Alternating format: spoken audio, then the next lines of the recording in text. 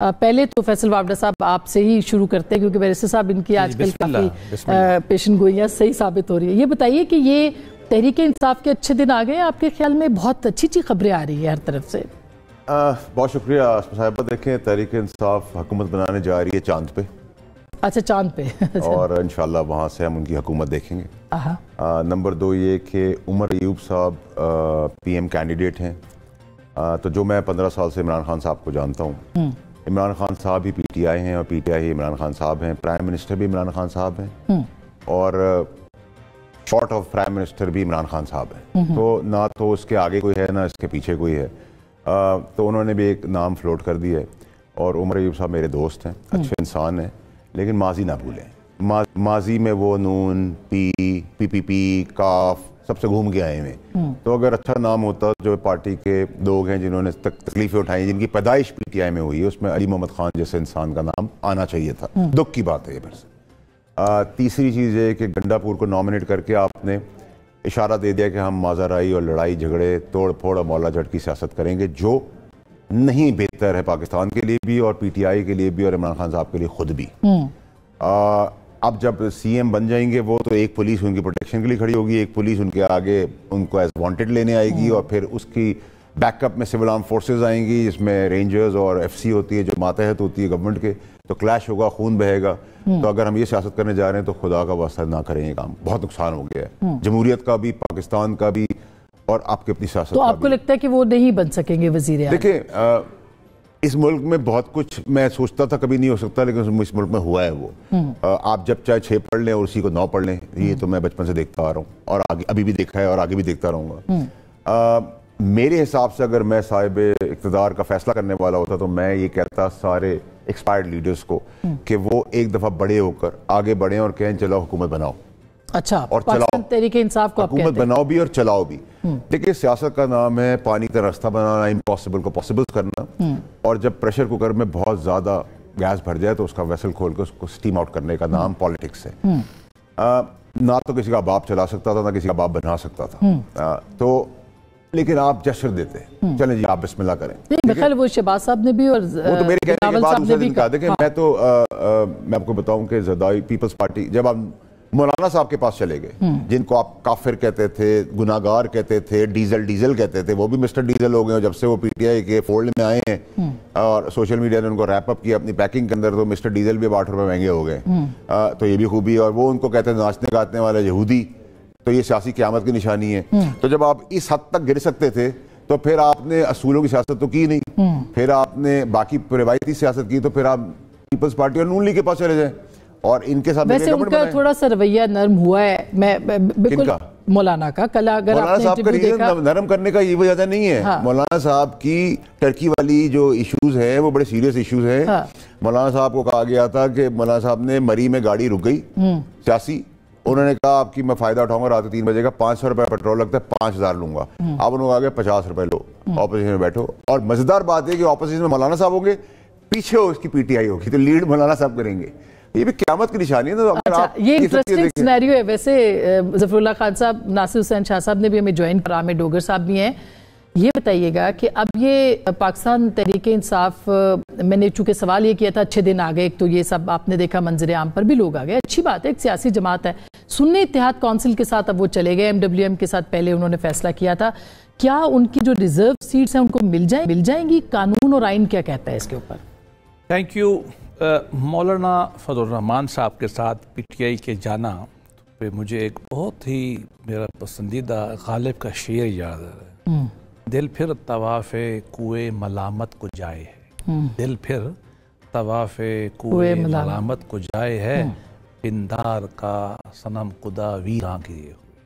اچھا ہے اگر ان کے پاس جاتے میں تو خوش ہوں گا, مجھے برا نہیں لگے گا. اسی طریقے سے چاہے وہ وحدت المسلمین سے بات چیت کریں یا سنی طریق سے, میں بطور سیاست کے طالب علم کے اس کو پسند کروں گا. دیکھیے سیپریٹ مینڈیٹ ہے, کچھ ووٹ ان کے پاس ہیں کچھ ہمارے پاس ہے. مان لیتے ہیں یہ فار آرگومنٹ سے کہ ان کی سیٹیں زیادہ ہیں, لیکن وہ حکومت نہیں بنا سکتے انلیس کہ وہ ہمارے ساتھ یا پی ٹی آئی کے ساتھ یا پیپل پارٹی سے اتحاد کریں، پیپلز پارٹی کے ساتھ، وہ بھی انہوں نے مسترد کیا ہے. خیر ڈوگر صاحب سے اب ہم دو ہیں، باقی پارٹیاں ہم ان سے ملیں، پی ٹی آئی سے آپس میں ملیں، کچھ نہ کچھ تو الائنس بننا ہی بننا ہے، اس کے علاوہ گورنمنٹ بن نہیں سکتی. ان کے پاس آپشن بھی نہیں تھا نا، دیکھا جائے تو سوائے سنی اتحاد کونسل کے یا ایم کے ساتھ جماعت اسلامی کے ساتھ ہونا بننا. میں تو پسند کر رہا ہوں، میں تو کہہ رہا ہوں اچھی بات ہے. یہ رویے سیاسی آگے بڑھنے چاہیے مفاہمت کے، جو انہوں نے ان کے ساتھ کیا ہے. اب آپ نے سیٹ کا پوچھا، دیکھیے اس میں ایک پرابلم ہے. آئین یہ کہتا ہے ہمارا کہ جو سیٹ 1 ہے کسی پارٹی کی، جو جیتی ہوئی سیٹیں ہیں، اسی کے حساب سے آپ اس کو دیں گے حصہ خواتین کی سیٹوں کا اور اقلیتوں کی سیٹوں کا. جی آرٹیکل 224. اب اس میں پرابلم ہے. وہ پرابلم یہ ہے کہ اس پارٹی کو وہ سیٹیں ملیں گی جس کی انہوں نے پہلے اپنی ایک لسٹ دی ہوئی ہے. اگر تو سنی تحریک اتحاد نے اور انہوں نے دوسروں نے لیسٹیں دی ہوئی ہیں تو ٹھیک ہے، ان میں سے ملے گا. انہوں نے لسٹیں نہیں دی ہوئی ہیں تو یہ لسٹیں بعد میں نہیں دی جا سکتی. اس پہ انٹرپریٹیشن کا کہنے فرق ہے. نہیں یہ میں آج کر کچھ لوگ ایسے کرتے ہیں، کچھ دوسرا آپشن کرتے ہیں کہ نہیں مل سکتی ہیں ان کو دوبارہ کر لسٹ. آج تک تو یہی کیس لا ہے. ٹھیک بات ہے. ایک مرجر کا کیس ہوا تھا، وہ ہمیں معلوم ہے، آج تک تو یہی کیس لا ہے. لیکن عدالتوں نے اس کو انٹرپریٹ کرنا ہے، کیونکہ اس مسئلے کے اوپر کبھی انٹرپریٹیشن آئی نہیں ہے.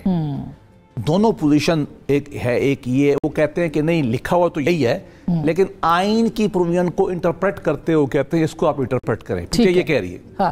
عدالتوں میں معاملہ جائے گا، واللہ علم کیا ہوتا ہے. چونکہ میں آپ کو ایسی رائے نہیں دے سکتا کہ ایسا کوئی کیس لا پاکستان موجود کامن ویلتھ کی ہسٹری میں ہے نہیں. اچھا، اور اب یہ سپریم کورٹ پہ ہی جاتا دکھائی دیتا ہے. وہاں جائے گا الٹیمیٹلی. اچھا ڈوگر صاحب آپ کیا کہتے ہیں، پھر میں شاہ صاحب کے پاس جاؤں، آپ کیا کہتے ہیں کہ ایک تو سنی اتحاد کونسل کے پاس آپ کو جانا پڑا، مخصوص نشستوں کے لیے ملیں گی کہ نہیں ملیں گی، دوسری طرف دھاندلی کے الزامات بھی بہت شدید اور سنگین ہیں.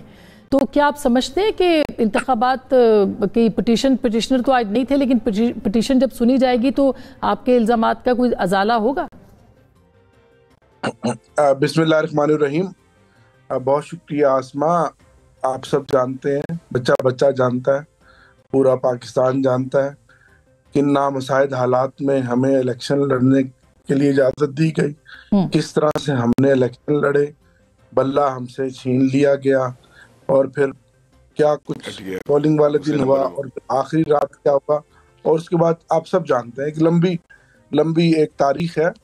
اس کے باوجود الحمدللہ میں ملتان میں جہانگیر ترین کے مقابلے میں 1 لاکھ ووٹوں کی برتری سے اللہ نے مجھے منتخب کیا الحمدللہ. ہم تو چاہتے ہیں کہ فارم 45 کے مطابق پہلے فیصلہ ہو ہماری سیٹوں کا. جو 80 سیٹیں ہماری چھینی گئی آپ سب جانتے ہیں، اور کمشنر چٹھا کے کچا چھٹا کھولنے کے بعد بات اب باقی کوئی رہ نہیں گئی. نمبر 1.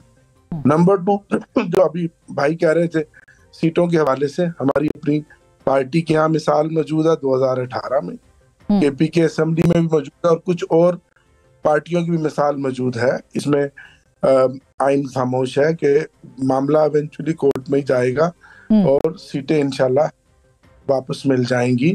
اور 80 سیٹیں چھیننے کے باوجود بھی آج بھی ایوان کی سب سے بڑی پارٹی ہماری پارٹی ہے. اب ہم سنی اتحاد میں گئے ہیں تو 92-93 سیٹوں کا نمبر آج بھی ہمارے پاس موجود ہے، اور جو انٹیکٹ بھی ہے، اور وہ دوسری جماعتوں میں نہیں گیا. آپ کے خیال میں ابھی تک نہیں گیا، فیصلہ کرنا ہے ابھی ان کو 2-4 جی انٹیکٹ ہے وہ نہیں گئے. اب اگلی بات ہے کہ اس ملک کو کرائسس سے کیسے نکالا جائے. آپ نے اپنے ابتدائیہ میں کہا کہ جو ملبہ ہے کون اٹھائے، کوئی اٹھانے کے لیے تیار نہیں ہے، کیونکہ میں آپ کو بھی جانتا ہوں، آپ کے ٹاک شوز بھی دیکھے ہیں، سب کچھ دیکھا ہے. میں نہیں کسی پہ الزام لگانا چاہتا، صرف ایک بات کرنا چاہتا ہوں، قدرت عمران خان پر مہربان ہے، اور جو 8 فروری کو خاموش انقلاب آیا تھا، عوام نے اپنا فیصلہ دے دیا ہے، اس فیصلے کا احترام ہونا چاہیے. اگر تو آپ چاہتے ہیں کہ ملک آگے چلے